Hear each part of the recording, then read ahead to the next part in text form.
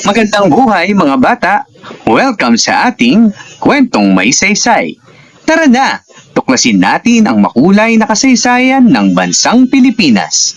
Sang aralin, ang mga pagbabago sa sistema ng edukasyon at kalusugan ng Pilipinas sa pagdating ng mga Amerikano, ika-10 linggo. Bago tayo magpatuloy sa ating panibagong aralin, tayo muna ay magkaroon ng isang maikling balik-aral. Bigyang katwiran ang mga sumusunod na tanong. Para sa Payne-Aldrich Tariff Act, unang bilang, ano ang kahulugan ng Payne-Aldrich Tariff Act? Ikalawang bilang, ano ang naging epekto ng batas na ito sa Pilipinas? Para naman sa Underwood-Simons Tariff Act, unang bilang, ano ang kahulugan ng Underwood-Simons Tariff Act? Ikalawa, ano ang naging epekto ng batas na ito sa Pilipinas? Yon, ating alamin ang mga pagbabago sa sistema ng edukasyon sa Pilipinas sa panahon ng mga Amerikano. Pagtatatag ng libreng pampublikong paaralan. Sa ilalim ng mga Amerikano, itinakda nila na ang primary instruction sa mga paaralan ay libre. Inatasan din ng pamahalaan na magtatag at mag-organisa ng mga paaralan sa iba't ibang bahagi ng kapuluan. Pagtatatag ng Department of Public Instruction. Noong 1901, ipinasa ng Philippine Commission ang Act No. 74 na nagtatag ng Department of Public Instruction. Naging mas organisado ang pagtatatag ng mga paaralan, pagpili at pamamahala ng mga guro, pagbibigay ng school supplies at pangangasiwa sa pampublikong edukasyon. Ikatlo, pagpapalaganap ng paggamit ng wikang Ingles. Isa sa pinakamahalagang pagbabago sa edukasyon ay ang pagiging pangunahing wikang panturo ng Ingles sa bagong sistema ng pampublikong paaralan. Dinala ng mga Amerikano ang kanilang educational system at gumamit ng mga gurong Amerikano upang ituro ang Ingles at iba pang asignatura. Pang-apat, pagdating ng mga Thomasites. Tinawag silang Thomasites dahil marami sa kanila ay dumating sa Pilipinas sakay ng barkong USAT Thomas noong Agosto 21, 1901. Sila ay pinadala upang magturo sa mga paaralan, magsanay ng mga gurong Pilipino at tumulong sa pagpapaunlad ng sistema ng pampublikong edukasyon.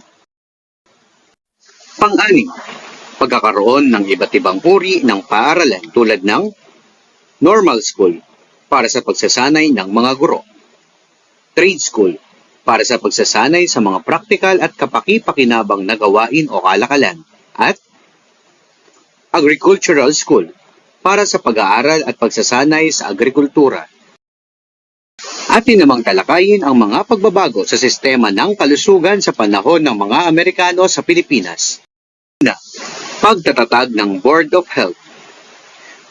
Noong 1901, itinatag ang Board of Health for the Philippine Islands sa pamamagitan ng Act No. 157. Mga tungkulin, pag-aaral sa mga sakit, pagsisiyasat sa mga sanhi ng epidemya, pag-iwas sa mga nakapahawang sakit, pangangalap ng health statistics, at pagpapabuti ng sanitary conditions. Dalawa, pagpapatupad ng sanitation at hygiene. Binigyang pansin ang kalinisan ng mga komunidad, malinis na kapaligiran, pagtatapon ng basura, kalinisan ng pagkain, at kalinisan ng tubig. Ikatlo, pagpapatupad ng pagbabakuna. Noong 1901, ipinasa ang Act No. 309 na naglaan para sa compulsory vaccination ng mga naninirahan sa Pilipinas. Layunin nitong makatulong sa pagkontrol ng mga nakahawang sakit, lalo na ang smallpox. 4. Pagtatatag at pagpapalawak ng mga ospital. Noong 1907, ipinasa ang Act No. 1688 para sa pagtatayo ng Philippine General Hospital o ang PGH. Binuksan ito sa publiko noong Setyembre 1, 1910 at formal na pinasinayaan noong Setyembre 10, 1910. Ang PGH ay tinatag upang magbigay ng medical surgical services lalo na sa mga nangangailangang Pilipino. Handa ka na ba sa isang pagsusulit? Kung oo, halika, sagutan ng buong husay ang inihandang pagsusulit sa araw na ito. Pagbabago sa sistema ng edukasyon at kalusugan. Panuto. Piliin ang tamang sagot sa bawat bilang. Para sa unang bilang, noong 1901, ipinatupad ng mga Amerikano ang batas na nagtatag ng blank na namahala sa pampublikong edukasyon sa Pilipinas. Ikalawang bilang, ang layunin ng pagpapatupad ng libreng primary education ng mga Amerikano ay upang blank. Ikatlo, sino ang mga gurong Amerikano na dinala sa Pilipinas upang tumulong sa pagtuturo ng English at iba pang asignatura? Ikaapat, noong 1901, itinatag ng mga Amerikano ang blank na nangasiwa ng mga usapin tungkol sa kalusugan ng mga mamamayan sa buong Pilipinas. At panglima, upang maiwasan ang pagkalat ng nakakahawang sakit, ipinatupad ng mga Amerikano ang blank na nagtatakda ng pagbabakuna sa mga naninirahan sa Pilipinas. Ating alamin ang mga tamang sagot. Para sa unang bilang, ang tamang sagot, Letter B, Department of Public Instruction. Ikalawang bilang, ang tamang sagot, Letter B, lumawak ang pag-aaral ng mga bata. Ikatlong bilang, ang tamang sagot, Letter C, Thomasites. Ikaapat, ang tamang sagot, Letter B, Board of Health. At panglima, ang tamang sagot, Letter C, Act No. 309. Ilan ang nakuha mo score? Kung ikaw ay nakalima, binabati kita. Handa ka na sa susunod na aralin. Paksang aralin. Ang mga pagbabago sa sistema ng transportasyon at komunikasyon ng Pilipinas sa pagdating ng mga Amerikano. Ika-10 linggo. Bago tayo magpatuloy sa ating panibagong aralin, tayo muna ay magkaroon ng isang maikling balik-aral. Top of mind. Isa-isahin ang mga pagbabagong dala ng mga Amerikano sa sistema ng edukasyon at kalusugan ng Pilipinas. Ating alamin ang mga pagbabago sa sistema ng transportasyon. Sa pagdating ng mga Amerikano, pinaunlad nila ang mga riles. Pinalawak at pinaunlad ang sistema ng tren o riles. Ang dating Manila-Dagupan Railway mula sa panahon ng mga Espanyol ay naging bahagi ng Manila Railroad Company at pinalawak ang mga linya nito. Dalawa, pagpapatayo ng mga kalsada at tulay. Nagsagawa ang pamahalaang Amerikano ng malawakang road building program upang paunlarin ang mga daanan na dati ay lupa at mga lubak. Paglaganap ng mga sasakyang demotor. Unti-unting lumaganap ang paggamit ng automobile, bus, truck at iba pang sasakyang demotor. Naging mas mabilis ang paglalakbay sa mga lugar na mayroon ng maayos na kalsada. Ngayon, atin namang alamin ang mga pagbabago sa sistema ng komunikasyon. Una, pagpapakilala at paglawak ng telephone. Nagsimulang gamitin ang telephone system sa Maynila noong 1905. Kalaunan, lumawak ang mga linya at naiugnay ang mga pangunahing bayan at sentro ng populasyon. Pagpapalawak ng telegraph. Pinalawak ang telegraph lines na nagbigay daan sa mas mabilis na pagpapadala ng mensahe sa malalayong lugar. Pag-unlad ng radyo at wireless communication.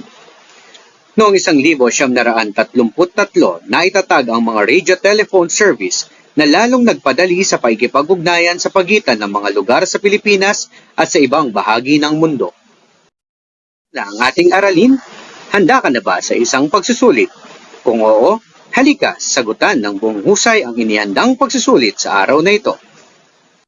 Cause and effect match.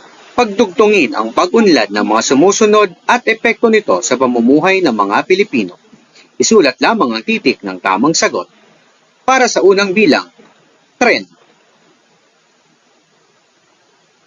Ikalawang bilang, telepono.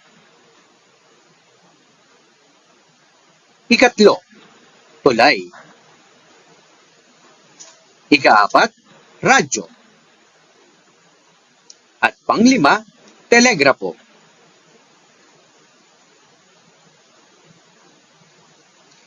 Ating alamin ang mga tamang sagot. Para sa unang bilang, ang tamang sagot, letter E, napabilis ang pagbiyahe ng mga tao.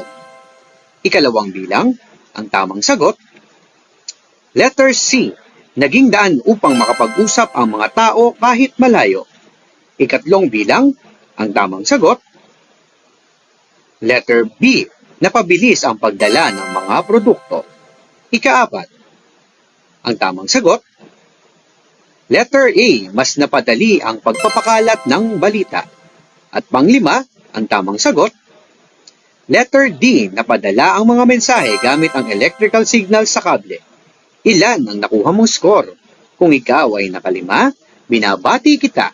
Handa ka na sa susunod na aralin. Paksang aralin. Ang mga pagbabago sa kultura ng Pilipinas sa pagdating ng mga Amerikano. Ika-10 linggo. Bago tayo magpatuloy sa ating aralin, tayo muna ay magkaroon ng isang maikling balik-aral. Ano ako? Tukuyin ang pangalan ng mga kagamitan, sasakyan, na dinala ng mga Amerikano sa Pilipinas. Para sa unang larawan. Ang tamang sagot? Telepono. Ikalawang larawan. Ang tamang sagot? Radyo. Ikatlong larawan. Ang tamang sagot? Tulay. Ika-4 na larawan. Ang tamang sagot? Kalsada. Ika-5. Ang tamang sagot? Telegrapo. At panghuling larawan. Ang tamang sagot? Tren. Ilan ang nakuha mong score? Kung ikaw ay naka-6, handa ka na sa panibagong aralin. Una, kasuotan. Mas naging karaniwan ang Western style na pananamit lalo na sa mga lungsod at paaralan. Sa mga kalalakihan, naging popular ang Amerikanong estilo ng polo at pantalon. Sa mga kababaihan naman, naging popular ang mga bestida at paldang mas kahawig ng estilong kanluranin. Para naman sa aspeto ng sayaw at musika, nakilala ng mga Pilipino ang mga sayaw tulad ng foxtrot, waltz, at tango. Naging popular ang mga instrumentong gaya ng piano, gitara, at iba pang instrumentong kanluranin. At lumawak ang paggamit ng English songs at Western musical style. Para naman sa pagkain, ipinakilala at pinalaganap ng mga Amerikano ang ilang bagong pagkain at paraan ng paghahanda ng pagkain. Lumaganap ang pagkain tulad ng bread, sandwiches, cereals, at iba pang pagkaing kanluranin. At pang-4, pananampalataya. Hindi tulad ng Espanyol, hindi pangunahing layunin ng mga ganang sapagkat kanihan sa mga Amerikano ay protestante. Kaya naman, nagkaroon lamang ng paglaganap ng iba't ibang sangay ng protestantismo sa Pilipinas at nagkaroon din ng mga paaralang may kaugnayan sa mga protestanteng grupo. Tapos na ang ating haralin. Handa ka na ba sa isang pagsusulit? Kung oo, halika. Sagutan ng buong husay ang inihandang pagsusulit sa araw na ito. Picture analysis.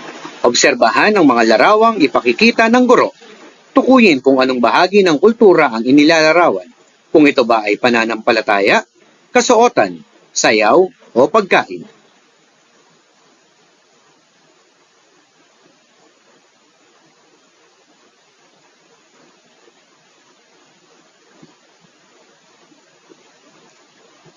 Ating alamin ang mga tamang sagot. Para sa unang bilang, ang tamang sagot, pananampalataya. Ikalawang bilang, ang tamang sagot, kasuotan. Ikatlong bilang, ang tamang sagot, sayaw.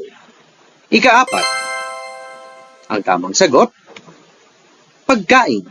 At ika-5, ang tamang sagot, kasuotan. Ilan ang nakuha mong score? Kung ikaw ay nakalima, binabati kita. Tapos na ang pagsusulit at aralin sa araw na ito. Mahusay ang ipinakita mo. Patuloy na matuto, maniwala sa iyong kakayahan at maging bahagi ng kasaysayan ng ating bayan. At sa mas marami pang kwentuhang may saysay, like, follow, and subscribe to my YouTube channel. Maraming salamat!